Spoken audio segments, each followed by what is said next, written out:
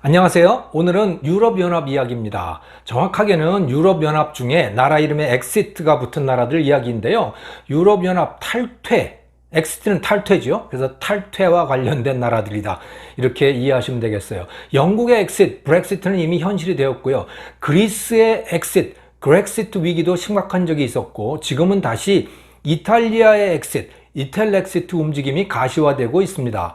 왜 이 나라들에서 엑시트, 즉 유럽연합 탈퇴 움직임이 생겼는지 말씀을 드리려고 합니다. 먼저 이미 벌어진 브렉시트부터 시작을 할까요? 영국의 브렉시트가 국민투표로 결정된 것은 2016년이었습니다. 하지만 영국은 그보다 훨씬 이전부터 유럽 대륙의 다른 나라들과 사이가 별로 좋지 않았습니다. 브렉시트가 초래된 상황을 이해하려면 간략하게나마 유럽연합의 역사를 알아둘 필요가 있겠습니다. 유럽연합은 1993년에 체결된 마스트리히트 조약으로부터 시작이 됐는데요. 그러나 그 뿌리는 1945년 2차 대전의 종전과 더불어서 움텄다고 보시면 됩니다.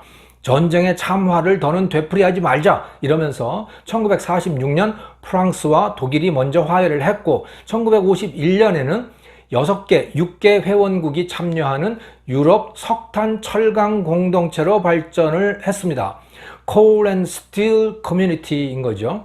네, 영국은 처칠 수장이 그 과정의 중재자 역할을 하기는 했지만 참여는 하지 않았습니다. 6년 후인 1957년에 협력의 범위를 더욱 확대해서 EEC, European Economic Community, 유럽 경제 공동체가 출범을 했는데 그때도 영국은 참여하지 않았어요. 이 EEC, 유럽 경제 공동체에 영국이 참여한 것은 1973년인데 경제적 이유 때문이었습니다. 1960년대 영국은 유럽의 병자로 불렸었거든요. 반면에 EEC 회원국들, 대륙에 있는 나라들 경제는 잘 나가고 있었는데 이 회원국들 간의 자유무역이 크게 기여를 하고 있었습니다. 이 나라의 경제 성장에.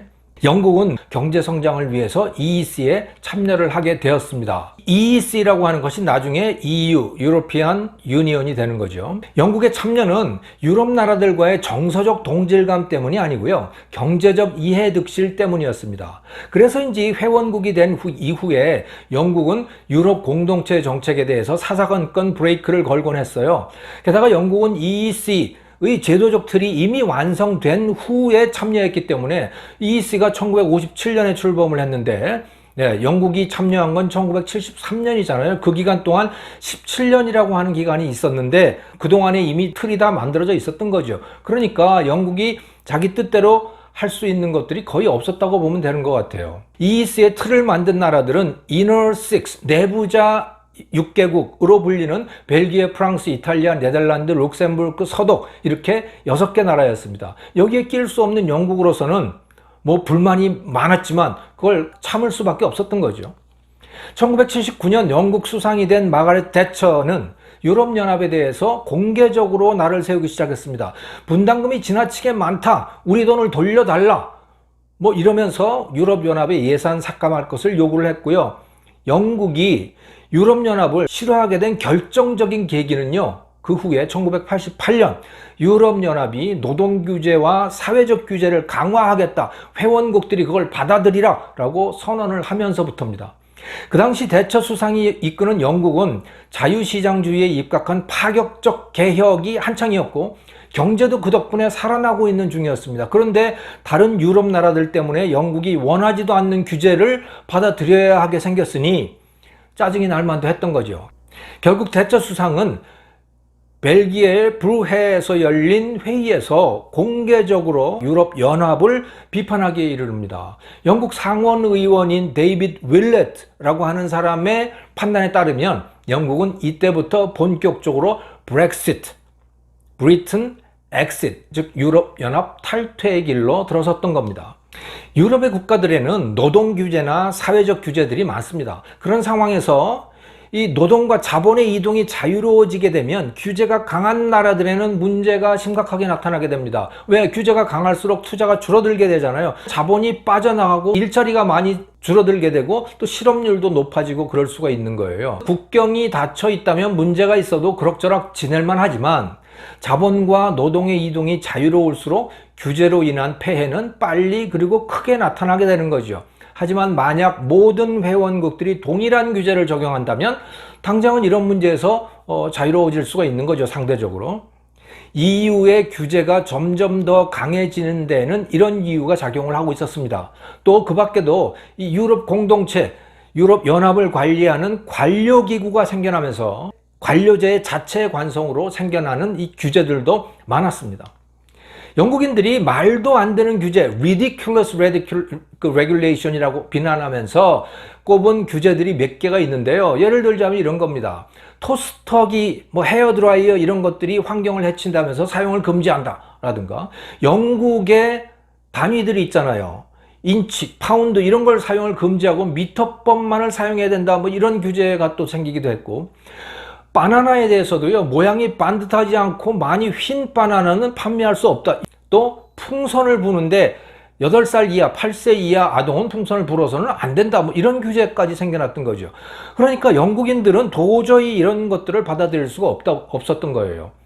영국인들의 정서가 이렇다고 보니까 대처가 보수당 당수로서 이제 물러나게 됐잖아요. 그래가지고 1990년부터는 노동당이 집권을 했는데, 이 노동당도 유럽연합에 대한 비판적 태도를 바꾸지 않았어요. 1991년에는 심지어 유럽연합 탈퇴를 정강정책으로 내건 영국 독립당 UK Independence Party라고 하는 당까지 결성돼 가지고 세를 키워나갔습니다. 결국 2016년 6월 브렉시트는 국민투표에 붙여졌고요. 개표 결과 찬성 52, 반대 48 이렇게 해서 영국의 유럽연합 탈퇴 의지가 확정되었습니다. 그리고 2020년 1월 31일 영국은 실제로 유럽연합에서 공식적으로 엑싯, 탈퇴한 거죠. 브렉시트에 찬성 투표를 한 유권자들을 대상으로 여론조사를 한 결과가 있는데, 찬성 이유 중에서 가장 중요한 3가지를 꼽자면요. 첫째, 영국의 문제는 영국인 자신이 결정해야 된다, EU에 휘둘려서는 안 된다라고 하는 의견이 가장 많았고, 둘째, 이민과 국경에 대한 통제권, 이게 유럽연합에 들어가다 보니까 그 안에서는 마음대로 사람들이 들락날락 하게 되잖아요. 그런데 이 이민과 국경에 대한 통제권은 영국민 스스로 행사해야 된다라고 하는 게 두 번째 이유고, 셋째는 유럽연합의 회원국 확대, 또 권력 확장, 이것을 거의 속수무책으로 영국인들이 바라보고 있어야 되는데 이건 도저히 받아들일 수 없다라고 하는 그런 의견이 세 번째였어요. 영국인들의 다수가 유럽연합을 영국과는 매우 이질적인 집단으로 느끼고 있기 때문에 생겨나는 이유들이었던 겁니다. 영국인들의 상당수는 처음부터 유럽연합에 동질감을 느끼지 못했고 끝내 탈퇴하고 말았습니다. 이제 그리스의 그렉시트 이야기를 해볼까요? 그리스는 영국보다 1년 앞서서 국민들이 실질적으로 유럽연합 탈퇴 의사를 밝혔습니다. 하지만 탈퇴가 실현되지는 않았어요. 영국과는 달리. 잘 알려져 있듯이 그리스는 국가부채를 갚지 못해서 2010년부터 본격적으로 국가부도에 직면하게 되었죠. 유럽연합과 유럽중앙은행 ECB라고 하는데, 그리고 IMF, 이들을 트로이카로 부르는데요. 이 트로이카는 그리스에게 자, 당신네들 국가부도 사태에 처했으니 우리가 구제금융은 해줄게. 그 대신에 이 조건을 받아들여야 돼. 긴축을 해. 돈을 아껴서 빨리 그 돈을 갚으란 말이야. 이런 요구였던 거죠. 그런 요구를 해왔습니다. 그런데 그 조건을 맞추자면 그리스 국민들은 고통을 참아내야 했던 거죠. 그동안 누려왔던 복지 혜택들, 그리스가 그냥 무책임하게 복지를 막 늘렸거든요. 그 복지 혜택을 포기하는 건 물론 세금도 더 많이 내야 된다라고 하는 거예요. 그래야 돈을 갚죠. 세금을 내서. 우리 한국인들도 1998년 IMF 구제금융을 받으면서 그 조건이 얼마나 고통스러운지 우리 스스로 경험한 적이 있습니다. 그리스는 그거보다 더 힘들었다고 보시면 되는 거죠. 지금도 힘들고 있습니다. 2015년 7월 그리스 집권당 스리자라고 하는 집권당은 그리스 국민들에게 긴축 조건을 받아들일지 여부를 국민투표에 붙였습니다. 결과는 반대 61, 찬성 39였어요. 절대다수 국민이 트로이카, 유럽연합, 또 ECB, IMF가 요구하는 조건을 받아들일 수 없다, 거기에 반대한다라고 의사표현을 한 겁니다. 그래서 사람들은 그렉시트가 현실화될 것이다 이렇게 내다봤습니다. 사실은 탈퇴라기보다는 오히려 EU에서 축출된다라고 표현하는 것이 더 맞을 거예요. 왜냐하면 그리스가 요구받는 조건은 유럽연합과 유럽중앙은행의 규칙에 근거해 있는 건데 그것을 부정한다. 그래서 못 들어주겠다라고 하는 것은 유럽연합 규칙을 부정하는 거고 규칙을 지키지 않는 나라를 회원국의 자격을 그대로 인정할 수는 없었던 거죠. 그런데 충격적인 일이 벌어졌습니다. 긴축에 앞장서서 반대를 했고 국민투표를 주도했던 그리스의 치프라스 총리, 긴축에 반대한다라고 하는 걸 가지고 집권을 한 당선된 정권인 거예요. 치프라스의 시리자라고 하는 정권이. 그런데 치프라스 총리가 국민투표 결과를 무시해버리고 구제금융의 조건을 그대로 받아들였던 겁니다. 참 기가 막힐 일이었던 거죠. 그리고 나서 그리스 국민들의 의사와는 무관하게 본격적인 긴축과 증세가 뒤따라왔습니다. 하긴 아무리 국민투표를 해가지고 우리가 긴축에 반대한다고 뭐 백날 자기들끼리 국민투표해보면 뭐 하겠어요? 빚은 다른 나라에 졌는데. 자, 어쨌든 그리스는 트로이카가 요구하는 그 긴축 조건을 받아들이게 된 거고, 그리고 그 긴축과 증세 덕분에 오랫동안 적자에 허덕여오던 이 그리스 재정이 말이죠, 흑자로 돌아서기 시작했어요. 이 그래프에서 보시듯이 2016년부터 작은아마 재정 흑자로 돌아서게 됐던 거죠. 그리고 트로이카가 원하는 대로 그리스의 국가재정이 건전해진 겁니다. 2015년 6월 5일 17.6%까지 치솟았던 그리스 국채, 10년 만기 국채인데 이것이 이자가 급격히 떨어져서 현재는 거의 0%에 근접해 있습니다. 국채 이자가, 국채 수익률이 0%에 근접해 있다는 것은 그 나라의 국가부도 가능성이 거의 없다라고 투자자들이 받아들이고 있다라는 증거인 거죠. 자, 그리스에서 그렉시트가 일어나지 않은 것은 영국인들과는 달리 그리스는 유럽연합 탈퇴를 원하지 않았기 때문이에요. 그리스 국민은. 그리스인들이 원하지 않았던 것은 바로 그 긴축 조건이었던 거죠. 그 긴축의 고통을 받아들일 수 없다 라고 하는 것이었을 뿐 유럽연합 탈퇴 자체를 원했던 건 아니었던 거예요. 사실은 유럽연합을 탈퇴를 하고 또 유로존에서 탈퇴를 해서 이제 더 이상 유로라고 하는 그 유럽 통화를 쓰지 않는다. 그렇게 되면요, 그 다음에 그리스의 국가 신용이 떨어져서 경제가 참혹한 파국을 맞게 될 것임을 그리스 국민들이 잘 알고 있었던 겁니다.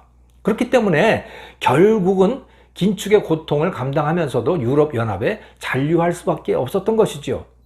그러니까 그들이 2015년에 했던 국민투표, 우리는 트로이카의 조건을 받아들일 수 없어 라고 국민투표를 했던 거는 사실은 아주 어리석은 일이었던 거예요. 그저 어리광을 부려본 셈인 거죠. 상황이 이렇기 때문에 앞으로도 그렉시트가 일어날 가능성은 그렇게 커 보이지 않습니다. 그런데 이탈리아에서 다시 유럽연합 탈퇴 움직임이 시작되고 있습니다. 2020년 7월 23일 이탈리아 엑시트, 이탈렉시트 당이 설립되었습니다. 창당자는 파라곤의 상원의원인데요. 이 신생정당에 대한 지지도가 어느 정도인지는 아직 알려져 있지 않습니다. 그러나 지난 3월달 여론조사 기관인 테크네라고 하는 데에서 조사한 바에 따르면 응답자의 49%가 유럽연합 탈퇴를 지지한다 이렇게 답을 했어요. 이런 상황을 감안한다면 이탈렉시트 당이 상당한 지지를 확보할 수도 있다. 그럴 가능성이 충분히 있는 거죠.